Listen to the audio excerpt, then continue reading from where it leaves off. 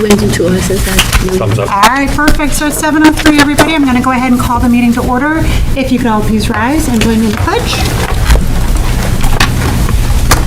I pledge allegiance to the flag of the United States of America and to the republic for which it stands, one nation, under God, indivisible, with liberty and justice for all.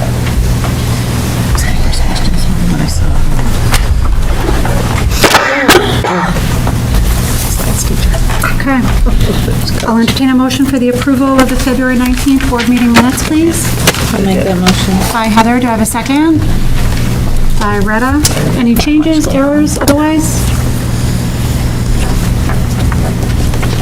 Seeing none, all in favor of approving the minutes as presented?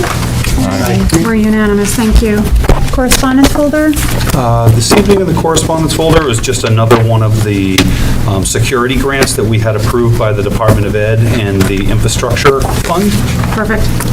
So those have continued to come in. Okay, thank you. I think in total, I believe Mr. Geralman submitted 25 projects. And how many have we heard back on? We have heard on, I think, all but about maybe 8. Sweet. So to kick off our commendations, good news, I'd like to commend Mr. Geralman for his hard and industrious work in this effort. This is great, thank you. So other commendations and good news? I thought I was going to have stuff to share, but then there was problems with Moody's Mega Math Challenge this morning, so Oh, no. we're not competing. We're not competing? No. Okay. Because I thought I was just going to come for a couple minutes, and I always do the ending shift, but Right. no. Not so much. Next year. Excellent. Jack, did you have anything? No, Okay. Jenny? I would like to commend Jack, who went to the Meet of Champions, and he came in second place in the 126-pound category. For wrestling? For wrestling.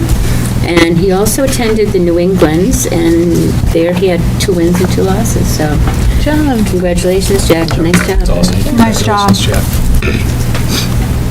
Any other commendations and good news? Winter Carnival went really well. Yeah, it I did. heard this year, so that's terrific. And I think we already commended the students in our musical theater students for a job really well done. I've heard more feedback since their last performance of following the previous weekends, and always proud of those kids. They work so hard. I also do just want to take a moment to recognize Lori Cloutier she is concluding 12 years of service with the board. She's chosen not to run again, but certainly through those 12 years, you've had a wonderful voice on policy, on admin and finance, and all the different ways you've helped contribute to the board. So I do want to commend you for your service. Thank you for your service. This is for you. Thank you. She must have started when she was a baby. Thank you. I was a baby. Right, she must have. So you should open that and look at it, Lori. Well, at least I'm not mistaken as the student rep anymore.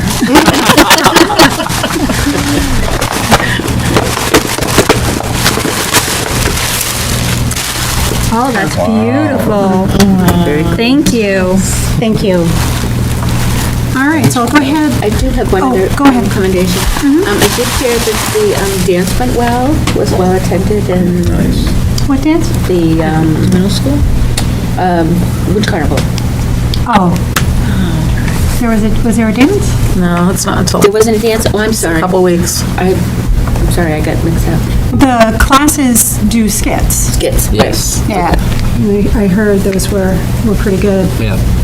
They always are. Yeah. It was I love the creativity. It was a fun way to end that week before vacation. All right, so I'll go ahead and open the floor to public comment. Do we have public comment this evening? Seeing none, we can move on to standing committee reports, policy review. So Goffstown Policy Review Committee has not met, and the board might recall that we've sort of converted a few of our policy meetings to SAU policy meetings. No report from that committee either, though we haven't met since the last full board meeting. We are meeting this coming Monday, the 12th at 5:30 at the SAU to continue our review of the SAU policies. Okay. Is that also your report of the SAU policy review? I combined the two. Perfect. Always efficiency here, thank you. PNC. PNC met this evening briefly. As I reported last time, we're working on getting up information on the website about the articles. Adam has been very helpful in pulling out the two discussions and combining them with the PowerPoints around the two warrant articles. So we'll be putting those up along with other information, including the walkthrough. Some of it's already up on the website. We're looking to get it in one place so we can post that out on social media so folks that are looking for information.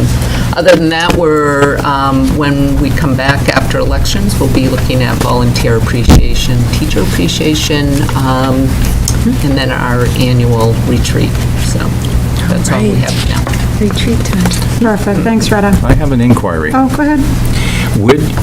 Would it be PNC that could make some kind of announcement or something that the school board is not going to be talking about extending a day, but we're going to be taking, the snow days are what the snow days are, and there's a new calendar out there? Because we're at the time where traditionally we've been talking about it, and from what I hear, there are still people talking about it. Gee whiz, I wonder if we're going to extend the school day. And the sooner we get that out, that it is what it is. I didn't know what would be the...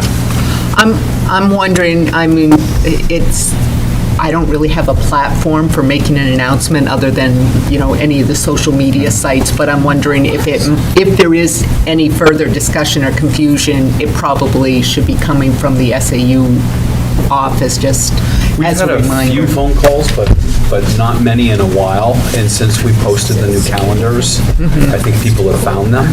Oh, good.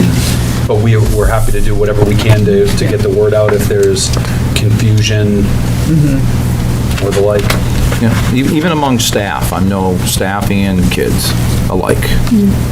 Well, we've done it in the past, so I can see where people are thinking, we'll Right. repeat that. Oh, yeah, and it's been SOP, standard operating procedures for... So we could, how about this, why don't I have the principals put it in their next publications, and we'll start there. Yeah, and maybe a link to where they can find the calendar. I think that's helpful. And it's going to be updated, because, we might get another snowstorm. Thinking so, huh, Dan? You all set? Yes, thank you. Okay. Thank you. All set, Retta? Yep. C&E? CNE has not met, but we will be meeting on the 14th at 7 at the SAU. Thank you. SAU Executive Business Administrator Search Committee, who's speaking on that behalf? You. Sure. So we have been continuing that process. We had interviews, I can't remember when exactly, was it last week? Week before last, before vacation, yeah. Oh, blur.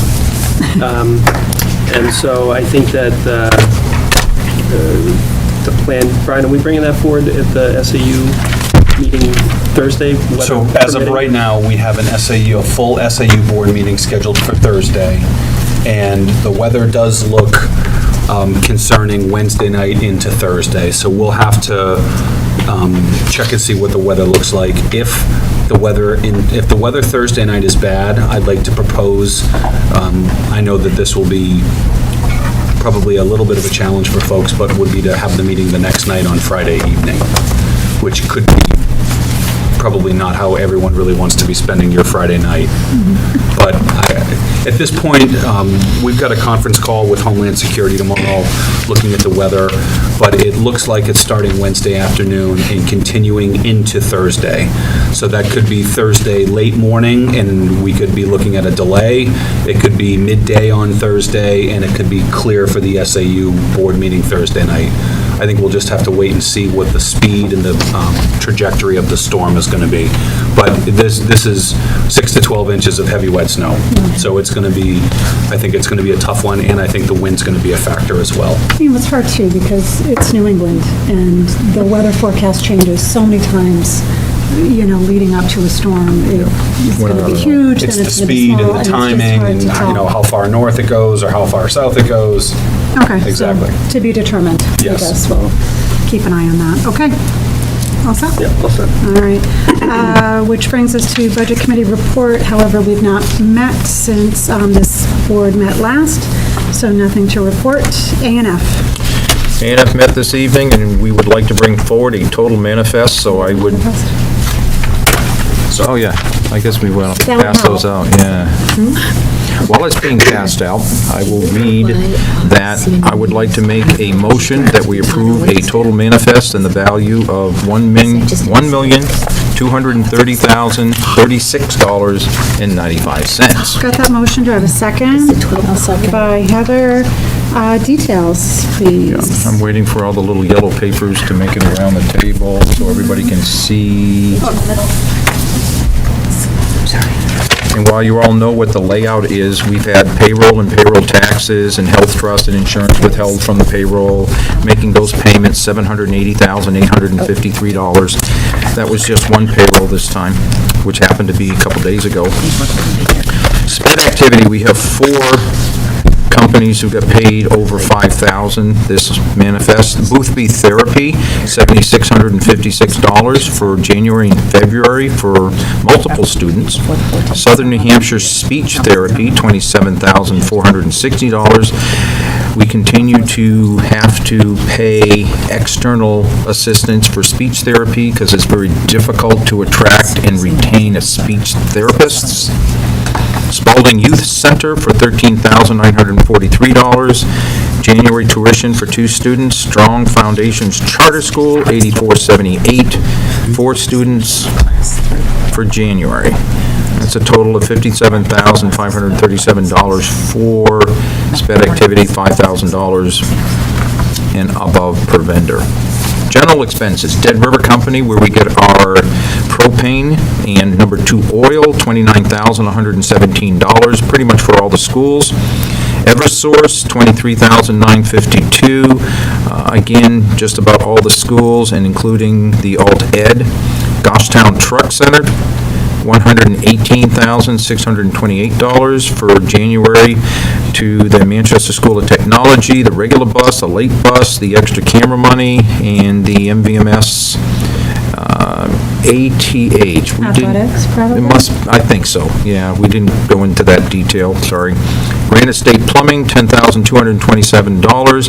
We had some more actuators in the classrooms exchange. I think there were 10 24-volt actuators and 2 10-volt actuators. Those are the things inside the radiator that says, hey, I need heat, and lets the hot water flow through so it can give you heat in the classrooms. And that should be the end of it. Performance Food Service, $73.94, just general food supplies. We paid SAU 19 their March assessment of $107,576. Sulloway and Hollis, who are our legal services, through January, $52.99. And we had 1 student activity, $5,000 above, and that was for fundraising for Ashley Lynch, $7,270. And just to be clear, that came all from fundraising, that's not... Yep, that's all student activity funds. That had nothing to do with the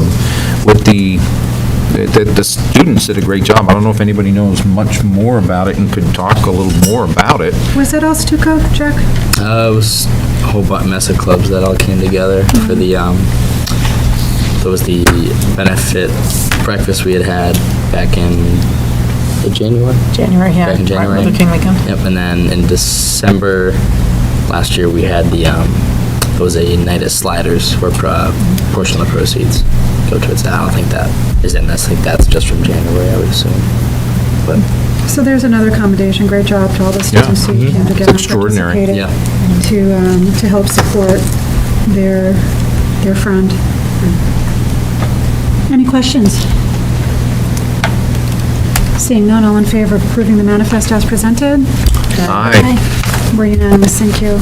We've got a couple of other items to report out. One is the audit, as the A&F is going to take a more forward approach on being the audit subcommittee. We've been told that the auditors came in with 7 people. And came right in last week on Monday and inundated for their pre-audit or whatever they're doing to get us going so that the audit is complete by March 31st.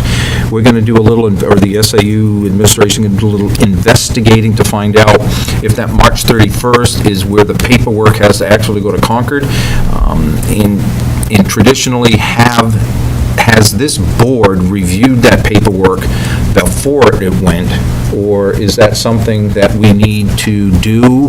Because it's not going to be done in 2 weeks from today. Right. And so, but if it's due on March 31st, I'm sure they can get it there. March 31st is a Saturday, March 30th is the Friday. Perhaps in 2 weeks, what we can do, after Brian comes back and tells us, perhaps we can make some kind of motion that says, hey, this is okay, it's going to be, but it'll come back and be given to us for an ex post facto blessing, so to speak.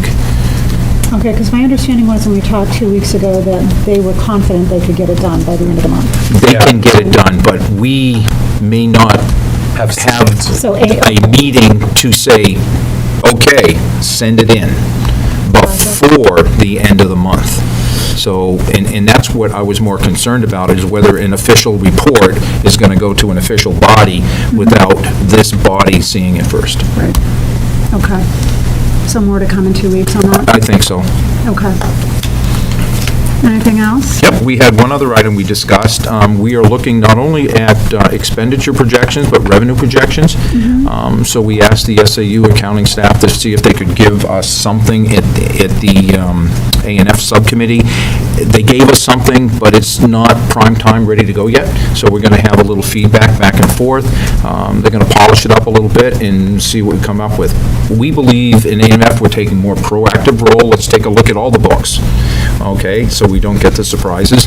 Revenue is another piece of it. Suppose that we do revenue, and we're looking at the tracking, and the tracking is we overestimated, and traditionally we haven't. We've been very conservative in our budget estimates, but if we think about it, the budget estimate occurs 18 months prior to the close of the fiscal year. So it's an estimate, and so we don't want to get caught where something crazy happens and revenue comes down, because even if revenue comes down, it doesn't affect the appropriation at all. We still have the authority to spend, but if revenue comes down, it does affect the tax rate. And so if we, as a body, see that, hey, the tax rate may be affected the way we don't want it to be affected, maybe we want to curb spending in order to balance that out. And so I think it's important for us to start looking at revenues as well. And so they're going to get that report. And just for giggles, all accounting has balance sheets, and so we thought it'd be kind of nice to see if they had a balance sheet. And yeah, it's not ready for prime time, so we don't want to share it yet, because I don't think Mr. Jack got a chance to take a peek at it, or Rita. It was something that I had thought about over the weekend and kind of sent the superintendent a memo, and so we'll firm that up, and then hopefully we'll have some better numbers for everybody to understand how we are actually looking in a global view. Okay. Do we have anything else? Lori, Heather? We good? Nope, I think you covered it all. Does anyone have any questions? All right, you good? Yes, ma'am. Thank you. Brings us to the superintendent's report. Just a few quick things. Wanted to give the board an update. We had an issue over vacation week with the generator at Mountain View. There was some significant smoking. It wasn't working correctly. Randy had the vendor out, so we're working through that. I think at this point, they've made some repairs and need to do some more repairs. So this was a new one. The generator is on a cycle that it automatically turns on and runs for an hour or so. And during one of the cycling, that was when we noticed there was an issue, and it was during vacation week. It was the first time we'd had an issue with it, but I wanted to make sure you were aware. Just to be clear, this is a new one. This is a new situation, not a new generator. This is New situation, old generator, correct. Sorry, good clarifier. So I know we've talked about replacing the generator. Where are we in the balance of repairing it when it would be more would it be more cost effective to replace it? Yeah, I haven't even seen the estimate yet of what it needs. Replacing a generator like that as a full project is probably every bit of, to replace what's there with a similar setup, not upsizing the generator, in not having an automatic transfer switch is probably a $50,000 project, and to do something more automated that runs more of the school. So for example, right now, the generator doesn't even fully control the kitchen, which would be pretty important for an emergency shelter. But so we haven't gotten there yet, and I don't think Randy's saying this is doomsday, but there was definitely something with it cycling on and off, that it was overheating. Randy was thinking it was a coolant issue, which is pretty typical with generators. So I'll keep you posted if there's, more information that I have. Yeah, no, just because I know that at this table, we've talked for a long time about the potential need or the coming need to replace. Yeah. And we haven't done so because it's been a big ticket item, but Right. it sounds like we're getting to a point. The other thing that we'd like to look at in terms of generators there are typically FEMA funds available for an emergency type purchase of this, as long as there isn't a competing interest for the town. So towns and school districts together typically can get one project approved. Right. So we would need to work closely with Chief O'Brien and Chief Brown, and probably Megan, the DPW director, just to make sure that there isn't a competing agenda item that they might have. But our vision all along has been to move the emergency shelter here to Goffstown High School. This facility can accommodate considerably more people. We would do a large generator here with an automatic transfer coming off the pole, off the street, and that would allow multiple points of entrance and exit, so that if you had road closures, that you could come in, different ways, whereas Mountain View, there's one way in and one way out. And if you have an ice storm situation, or if you had roads closed and the like, certainly getting in and out of Mountain View is problematic. So my hope would be, and this is a project that the board has heard us talk about in the past, but we've been obviously very busy with a number of other competing agendas, would be to go forward with a full generator program here at the high school, and to look for funding from emergency management to pay for at least half of that. And we had priced out a number of years ago, a full generator for this building was somewhere in the $130,000 range. So you figure we'd be looking at about half of that cost. But that would allow us to pretty much run. We'd love to be in a situation where we could have school even if we had extended power outages in the future. As long as the kids could get here safely. Yeah, but, if the thing about when school's closed, if the town is out of electricity, doesn't have power, at least kids can come here, they can be fed, they can be warm, they can, be well cared for. So just a few more things, if I may. We had some heating issues last week. Randy took care of them. We had a number of control issues here at the high school that Randy took care of. I mentioned earlier the public school infrastructure funds and the number of additional projects that we put in. We put in for several projects for the SAU building as well, hoping that we might be able to get some approval for some safety projects there. I talked about the weather on Wednesday. We're really not looking to have any more snow days. I know the teachers certainly don't want any more snow days. The kids always want more snow days, always. It's an undeniable truth. Ask any of them, they'll say, yeah, right. Yeah, they do. And then lastly, I wanted to let you know that we are gearing up for a number of emergency drills in the month of March. So you'll see and you'll hear that we've done a number of lockdown drills and the like in each of the schools. We've been coordinating with Lieutenant Connor and our first responders. All right. Thank you. Thank you. Diane? Yes. I think I would like to make a correction. In checking my calendar, I have the CNE meeting on 3/12. Okay. I think there's a typo on our agenda that says 3/14 because that's a Wednesday. Okay. So I would like to just announce that it's 3/12, not 3/14. Okay. Thanks, Jenny. Okay. You're all set for your report? I am, thank you. All right, so, Can I ask them a question? yeah. Do we have anything further on the inter doors for the classrooms? We have continued to work on that. We had a meeting before the break with all the chiefs, and several of their team had come in. There are different interpretations between Goffstown and New Boston Fire. So New Boston has approval for some of the projects that they had wanted to do. Goffstown, we have approval for Glen Lake to do some of the work that we had wanted to do, but it has to do with the fire department's fire risk assessment of the building. The other thing that we're looking at, Dan, is the state of New Hampshire hasn't adopted the most recent national fire code. We're still working off I want to say it's 2009 was the last adopted code. And there are provisions in the new fire code that's going to be coming forward that allow access control for some of those interior classroom doors. And so one of the options would be potentially to go to the voters in March of 19 with a code adjustment that would allow us to change the egress requirements. So that's a new development. But we have our plans moving forward for how we're addressing some of those concerns.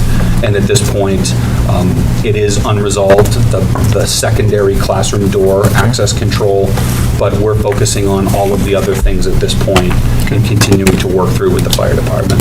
We do have a section of non-public if it's required. Okay. Yep. Okay. So we have some guests with us this evening.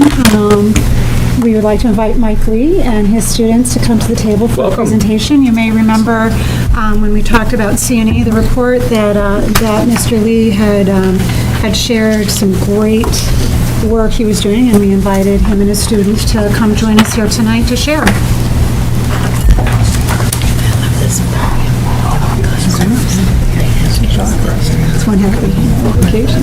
So, Mr. Lee, you guys have to speak into the microphone or have it at least kind of near you, otherwise the folks at home won't be able to see.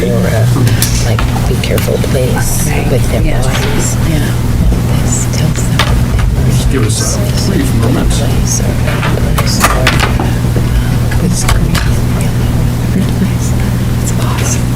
Ooh, it lit up.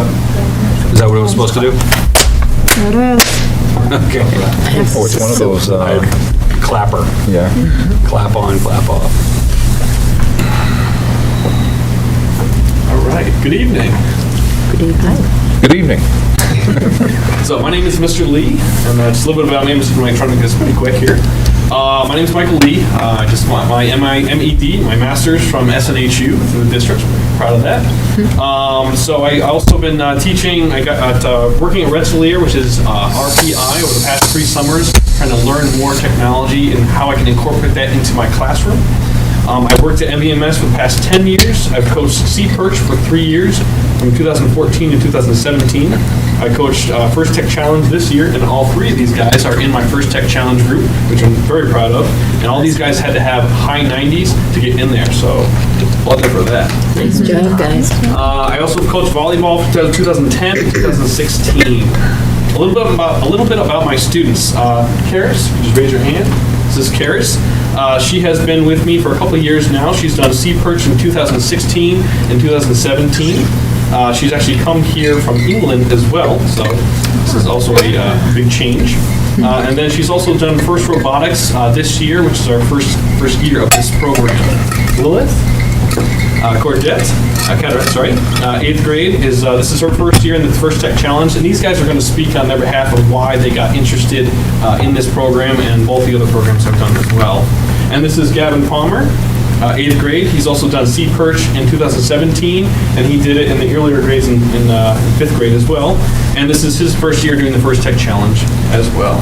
Mr. Lee, can you just give real quickly what C-Perch is to make sure everyone knows what C-Perch is submersible robotics. So these kids have created from scratch PVC and some motors and made these devices that go underneath the water, and they go and they challenge other classes and other buildings at the SNHU Center in the pool. And I think our middle school last year, we won best overall for our group, which was awesome. So very proud of these guys. Nice job. Good. Thank you. Sure. So just a quick overview. If you can see, probably on that screen, the best to be able to see. So this is the Mountain View Middle School, as I'm sure you all know. This is a top-down view of my classroom. My classroom is one of the biggest classrooms in the school. Jack actually had my class. And so when you walk in the classroom, you see that we have some tables up on the left-hand side. We have the middle tables, which is where we have the large lab zone. In between that section, we have some hydroponics, where these guys grow plants from seed all the way up. And then the back area, we have our maintenance bay, where we have a lot of the work done, scroll saws, belt sanders, etc.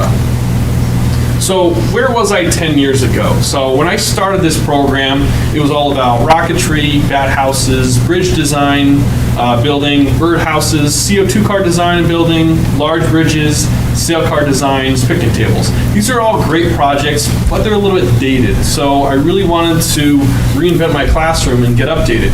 So current technology, we have Arduino electronics. And I'm going to let these guys talk about that a little bit later, which entails circuits and coding, which is the bottom half of that slide. Then you have the hydroponics, which is that top middle slide where you have the cilantro, parsley, basil, oregano. We've actually done a ton of different plants over the years.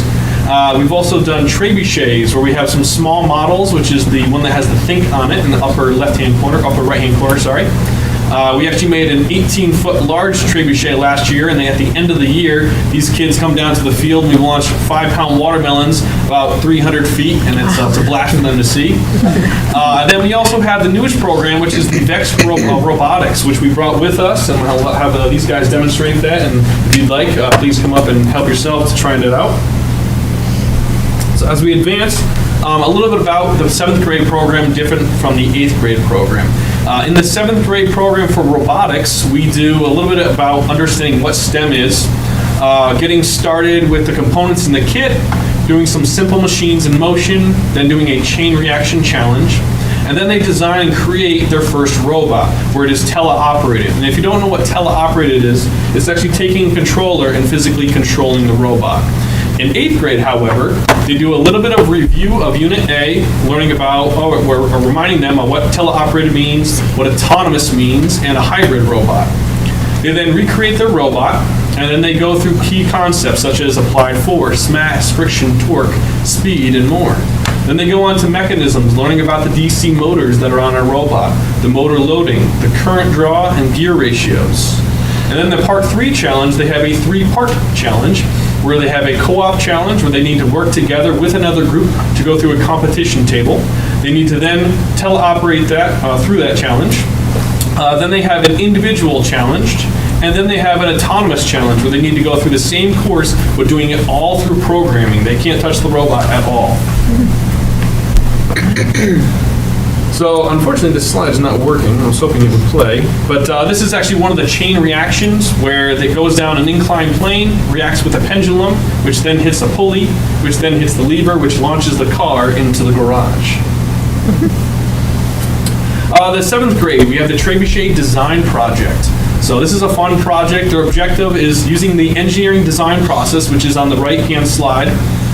They need to figure out how to create a trebuchet, first by sketching it freehand, then sketching a blueprint, which is their final draft, and then creating a prototype, which is their first model of the trebuchet. From there, they can then redesign or modify as needed, and then they're going to document that each day on notes, and then any modifications they need to make on that, they would do in colored pencil. They have a 2-part challenge. They have a distance challenge and then an accuracy challenge. And that's pretty fun because we have a model castle in the classroom, and we've actually modified that by adding these Arduinos to the castle, and so it lights up as they hit the doors and activates a random number generator, which is an RNG. And you'll see a little bit about that in just a moment. So this is the basics of electricity back to 8th grade. So they first learn a little bit about the science of electricity, understanding how electricity works, how electrons flow. And from there, we then go on to the hardware tool set, where they learn about the Arduino, which is basically a microcontroller. We have LEDs and sensors and actuators, one of which I'll have these guys demonstrate a little bit later, which is an ultrasonic sensor. They then have the software and application, where they have coding, and then they apply that to some part of the classroom. We've actually been applying this to our hydroponics, making water level sensors there, which is actually in the picture there, which is actually over here, which these guys will demonstrate a little bit later. So hopefully this works here, because this is going to give you a better walkthrough of my classroom. There we go, it will. So now we're looking at the top view, and this is going to rotate down and give you a 3D view. And as it's walking through the 3D view, you're going to see some of the projects that these guys have constructed and applied to the classroom, using the electronics and incorporating also the VEX robotics.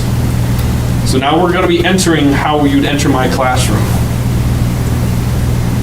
So the first part you hit is the tables, then we have the hydroponics right there. That's our first demo or first iteration of a water level sensor. As we progress to the back, we've got some other projects that these guys are working on. This is a 4-loop iteration, just learning about LEDs and how to use a schematic and diagram and then wire that up. The middle table here is our competition table. It looks a little bit more advanced nowadays. And then we have our trebuchet, which is sieging that castle in the back there. And on the back of it, you can see the Arduino electronics. I know it's kind of going a little bit quick here, but we're short on time. And as we progress back to the front, we have the volume unit meter, which I brought with me, and this is actually on the floor here. And they did all the wiring, they soldered all those together, and even wrote the coding for it, so it all works. So has that been working as I've been talking? Has that been going up at all? Yeah. Does it go? Yeah, sort of? Okay. So, on the flip side of this, you can see all the wiring that these guys did. They learned about that, had to wire that up, write the coding to get that to work. There's just a microphone on the bottom that activates when they talk. All right, so what's next? Vision for the future. So future projects may consist of, but are not limited to, 3D printing, so creating housing for small circuits. So now that they're learning about these Arduinos and the circuitry, how can we 3D print something to hold the housing or have the housing for all these electronics? Connecting the circuitry and coding to the real world and creating smarter systems using the hydroponics for experimentation. Hydroponic plants and smart circuitry, creating small wind turbines using PVC, 1.5 volt motors and props created from wood and other resources to harness energy and to use it. All right, so it's playtime. So I'm gonna let these guys talk about what interested them in this program and a little bit about some of the technology that we brought with us. So guys, the microphone's over here, so if you come over this way. All right, Lilith, take it away. Okay, so I originally was in tech ed before I joined robotics, and I became interested doing the VEX and the Arduino Uno programming. So that's what made me want to join, and I was very interested. So I decided to join the robotics team because I actually did not have the opportunity to have tech ed in 7th grade. But when I finally was able to have tech ed with Mr. Lee, I was really excited and I was really happy. When I found out we were doing Arduino, I had already done some research about it. And so I actually went out and bought my own kit and was able to take what we're doing in the classroom with the Arduino and Mr. Lee, and then I took it home and I went away with it. And we were doing like blinking lights and making lights blink in patterns, and I was able to actually make like a security system for my room that whenever my sister came in, it set up an alarm. And, I'd like to take this moment to apologize to your parents. Oh my goodness. And I made like a new mouse for my computer. And so it's really, Mr. Lee talked about how he's applying stuff to the real world, and technology is the future of our world, so I think it's really important for kids to be learning this stuff. Well said. I've always had an interest in technology, and when I moved here, I wanted to find something that I could do, a shared interest with others. And then I found out about Mr. Lee's robotics team last year, and so I joined that. And then I really enjoyed working as a team with some of the other guys there. And yeah, it was a great experience. Yeah, last year we built the underwater robots in Sea Perch. And then after that I had Mr. Lee's class, and we did the trebuchets and the Vex robotics. And that was fun to see as well, because I hadn't really had that much experience with coding and building robots. So that was a fun experience. And then I joined First Robotics this year as well. And yeah, I'm with these guys, and they're cool. And for Christmas, I got an Arduino and a Vex robotics kit, but I haven't had time to try that out, but I will.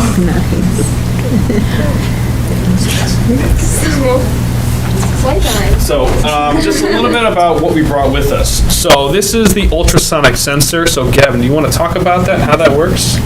So we use this in our hydroponics unit actually to determine how high the water was in the tank and determine when we needed to refill it. And so how it works is this sensor here has two components, a microphone and a speaker. The speaker sends out little pings and they deflect off of the object and come back through the microphone, and that distance is actually displayed on this screen. So when I put my hand here, I can see on the screen it's about now here, about 10 centimeters away. Now when I inch my hand back, now it's at like 13 centimeters, and now it's at 19, and that's how this works. So they can use that, so they learn about if statements. If the sensor reads at 5 centimeters, then turn on the green light. If it reads at 15 centimeters, turn on the red light, meaning the water's getting low. So by learning about these statements, they can see how to apply it in a real-world scenario, such as what we have here. So next, thank you very much, Kevin. Okay, next we have Vex Robotics over here, so just talk about that a little. So we use Vex Robotics in Tech Ed, and we built it over the course of a couple of days, and then we competed with like our autonomous, and then we used partners, and we just controlled it. So we're able. And we had an obstacle course to go through, and we had to pick up like objects, I guess, and just move them to get points in 1 minute. Yeah, and they had a limited time of 60 seconds to get through this competition course. So they had a teleoperated mode, as I discussed before, they had an autonomous mode, and they had a co-op challenge where they had to work with another group to get as many points as they could. They also have a bridge, which is actually not displayed in the video. They had to get on the bridge, so they had to first have to drop the bridge, and then it magnetically stays down on one side. They had to drive up the bridge, and then get it to balance, which is actually more points. So it's a bunch of different challenges within this competition course. Yeah, that was probably the most difficult part too during the challenge. Definitely, especially being autonomous. Yeah.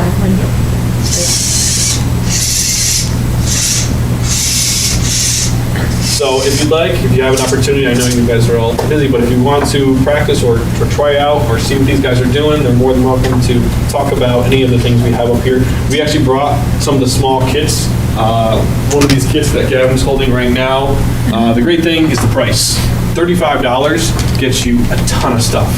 When I worked at RPI, I was looking at prices when I was working with them, and these guys were able to get all this stuff, ultrasonic sensors, motors, actuators, thumbsticks, LCD screens for a bunch. And so we have a ton of these kits in our classroom now because of the price. So it's great. So we have an entire classroom full because of the price of these. And these guys can do so many different things and apply all these different electronics across the classroom. So next, we actually applied a temperature humidity sensor, and Gavin was able to use one at home and set up, I think he set up his mouse and set up a touchpad. So he had a keypad going into it, just to being able to access something. When it's like open source. Yeah, oh, that's right. Yeah. All these things, this is all open source. So you can take any coding from anywhere and use someone else's code without asking permission first. Interesting. So, any questions? I think it's great. You guys are doing great work. There's this stuff when I was in school. I know.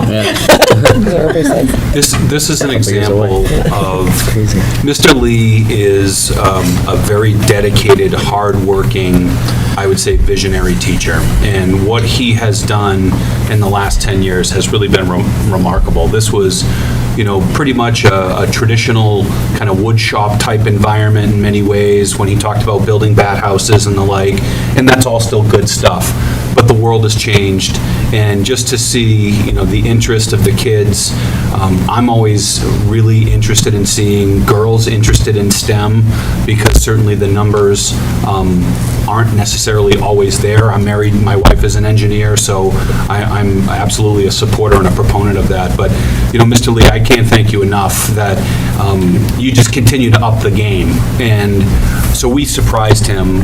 We had gotten money for a 3D printer, and we didn't want to tell him until we had it, secured and the like. But whenever, I say to Mr. Lee, what's next? What do you need? He's always very thoughtful of the budget, and we've been able to support what he's wanted to do, and really awesome stuff for kids. They're doing CAD drawings. It's just really, it's really awesome stuff, and I can't thank you enough. You've done a great job, and I'm very proud of you. Appreciate it. Proud of these guys. Great job, guys. Thank you. Thank you. Thanks so much for being here. Thanks for being with Thank you us. for bringing it in.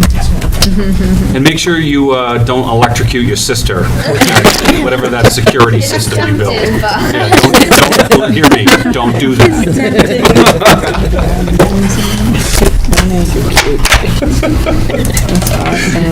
Security system. But our kids' ideas. So funny. School wasn't that fun when I was there. We went to dance. That was the fun part. I want to take that class. Yeah. Oh, I do too. That's awesome. Definitely. All right, guys, thank you. So this brings us to some old business. We have an update on the audit, Brian? I think Mr. Cloutier already provided it. Essentially, Okay. that Plodzik and Sanderson was in last week. They brought a whole team of people, and they will be able to complete the FY17 audit by the end of March deadline. They will then be beginning the FY18 audit in the May timeframe to do some of the things like student activity accounts and looking at purchase order testing and the like. And obviously, our goal, our hope, as we've discussed at this table, is that we will have next year's audit, our current year, fiscal year 18's audit done in time to tie out with the state reporting. So that's our new model moving forward, so that the audit numbers match what's reported to the state. And we're solidly on track for that. Okay, Thank you. thank you. This brings us to some new business. We've got some field trip requests. Yeah, so we have two different trips. One is a repeat trip, which is the middle school 5th grade Freedom Trail day, which is always a fun time. So that's a repeat trip. It's on 2 different days to accommodate all of the kids, and that's a repeat. And then we have a new one for the high school. They're going to New England Aquarium, and this is part of the Marine Biology Research Project.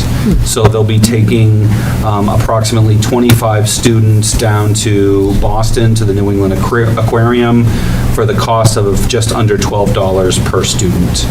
That will be with 3 teachers. Okay, and this is a new trip, though. This is a new trip out of state. Okay, which means we do need a motion to approve. Yep. I'll make that motion. We approve the trip to the New England Aquarium for the class that you were talking about. For the Marine Bio class? Yes, ma'am. Thank you. So I've got that motion by Dan, seconded by Lori. Any further discussion or questions? Was there a specific on what kind of, I know that you did say marine bio class, but that marine bio was a part of biology class? It's part of biology, so they're comparing man-made biological systems with natural habitats and creating a photo journal of the day's experience that they will then evaluate and compare the man-made habitats versus the natural habitats. And this is... But you don't know which class? No, well, no, I think it is a biology class, but is that still different from the Yes. marine This biology. this is different than the out on the ocean trip. Yeah. This is separate. It's not replacing that. Yeah, I would hope not. It's a great Yeah. trip. Any other questions? Seeing none, all in favor of approving the field trip? Aye. We're unanimous, thank you. Thank you. And that Freedom Trail is, if anybody has not gone on it, it's nice. It's a great walk through, yeah, It's a great day, it's a lot of history. yeah, there is. All right, any other business that may legally come before the meeting? Seeing none, non-public, Brian? Yes, for hiring, Okay. And possibly for For security. security. for school safety Yeah. if we decide to. So that will be two subsections. One is C, the other is I. I is for security, but right now we're entertaining the motion to enter into non-public to pursuant to RSA 91A3, Roman 2, subsection C, matters which if discussed in public would likely affect adversely the reputation of any person other than a member of this board. So moved. By Stephen, Second. seconded by Dan. Yes. Yes. Yes. Yes. Yes. Yes, all right, we're officially in non-public. All right. Thank you. Yes.